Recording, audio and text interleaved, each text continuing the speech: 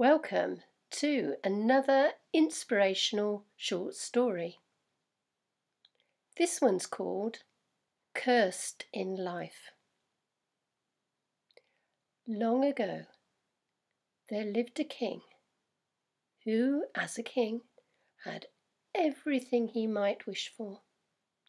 He lived in a castle, he had all the food and drink he might want, he had horses, and he regularly went out hunting. And he had people to wait on him, hand, foot and finger. But deep inside, he had a belief that he was cursed. Now, he had sadly lost a son who was quite young when he died, and perhaps that's where this belief arose. But nothing would convince him that it wasn't the case, that he was cursed. When he went out hunting, the people around him would notice that he wasn't very good at it, but they would cover up. They would mask his mistakes. But he knew. And there was a famine in the land, caused by a bad harvest and weather at the wrong time. And nothing would shake his belief that it was because he was cursed. And following that famine, some of the people in the kingdom became ill. Understandably, they were undernourished.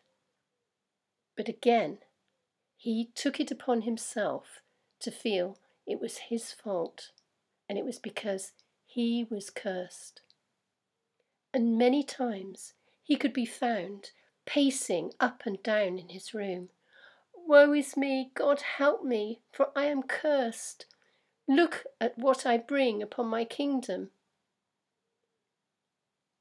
And his advisors would tell him, the weather has nothing to do with you. Illness has nothing to do with you. This is just life. This is just fate. Nothing to do with being cursed. But he could not shake that inner belief. Now, because there had been a famine and illness, the kingdom was somewhat weakened, and his enemies took the opportunity to invade. So they came in from the south, and they made their way up towards the castle. And from the castle battlements, you could hear the sound of the battle.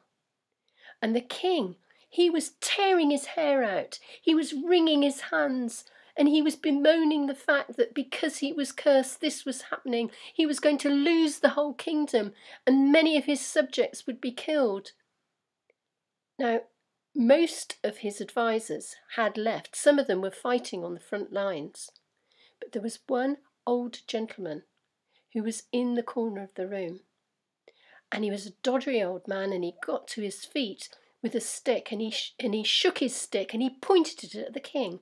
And he said, "You are bringing this kingdom down for the want of an idea that's as flimsy as a puff of smoke."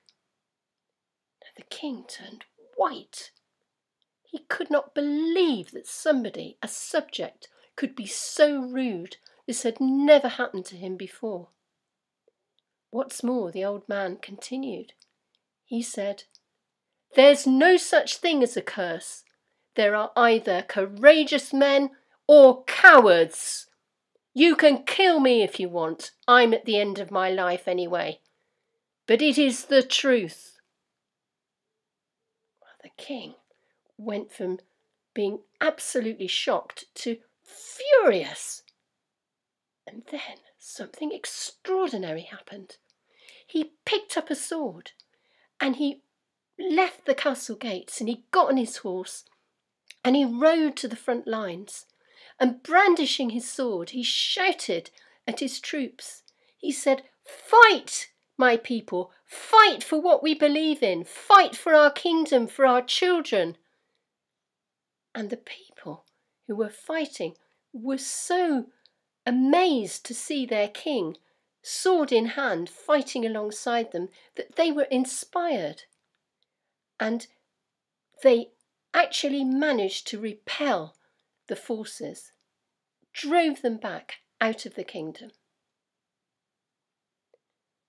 And from that time on, the kingdom was peaceful, prosperous, and they all lived well. I hope you liked that story. And if you did, please click the like button and do leave me a comment below, because I love to see your comments and I reply to them. And if you haven't already, subscribed, and if you click the little bell on the subscribe, you will be notified of new stories. And should you want more information on how you can use stories, click the link below.